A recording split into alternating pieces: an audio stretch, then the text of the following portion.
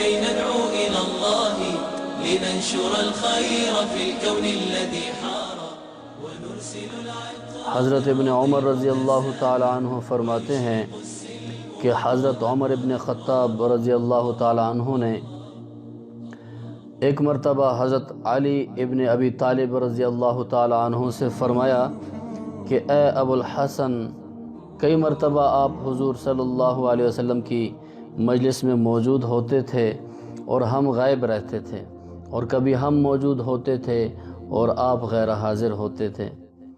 مجھے 3 باتیں آپ سے پوچھنی ہیں، کیا آپ کو وہ 3 باتیں معلوم ہیں؟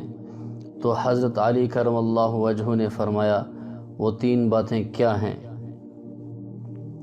حضرت عمر رضی اللہ تعالیٰ عنہ نے فرمایا کہ ایک آدمی کو ایک آدمی سے محبت ہوتی ہے حالانکہ اس میں کوئی خیر کی بات دیکھی نہیں ہوتی، اور ایک آدمی کو ایک آدمی سے دوری ہوتی ہے حالانکہ اس میں کوئی بری بات نہیں ہوتی، اس کی کیا وجہ ہے؟ تو حضرت علی کرم اللہ وجہہ نے فرمایا ہاں، اس کا جواب مجھے معلوم ہے۔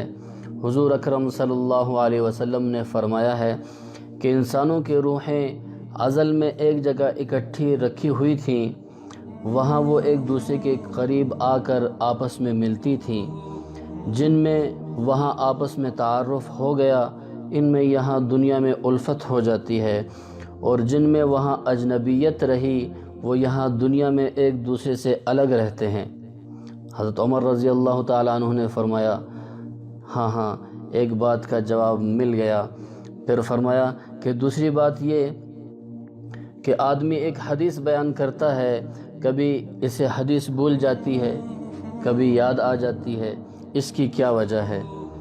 تو حضرت علی کرم اللہ وجہہ نے فرمایا میں نے حضور کریم صلی اللہ علیہ وسلم کو یہ ارشاد فرماتے ہوئے سنا کہ جیسے چاند کا بادل ہوتا ہے ایسے ہی دل کے لیے بھی بادل ہوتا ہے۔ چاند خوب چمک رہا ہوتا ہے، بادل اس کے سامنے آ جاتا ہے تو اندھیرا ہو جاتا ہے، اور جب بادل ہٹ جاتا ہے چاند بھی چمکنے لگتا ہے۔ ایسے ہی ایک آدمی ایک حدیث بیان کرتا ہے اور وہ بادل اس پر چھا جاتا ہے تو وہ حدیث بھول جاتا ہے، اور جب اس سے وہ بادل ہٹ جاتا ہے تو وہ اسے حدیث دوبارہ یاد آ جاتی ہے۔ تو حضرت عمر رضی اللہ تعالیٰ عنہ نے فرمایا کہ 2 باتوں کا جواب مل گیا۔ تیسری بات یہ ہے کہ آدمی خواب دیکھتا ہے تو کوئی خواب سچا ہوتا ہے اور کوئی خواب جھوٹا ہوتا ہے، اس کی کیا وجہ ہے؟ حضرت علی کرم اللہ وجہہ نے فرمایا جی ہاں، اس کا جواب مجھے معلوم ہے۔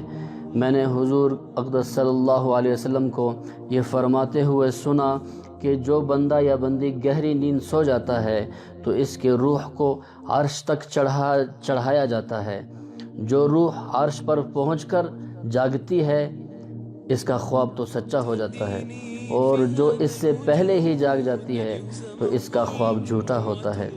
تو حضرت عمر رضی اللہ تعالیٰ عنہ نے فرمایا میں ان 3 باتوں کی تلاش میں ایک عرصے سے لگا ہوا تھا، اللہ کا شکر ہے کہ میں نے مرنے سے پہلے ان باتوں کا جواب پا لیا۔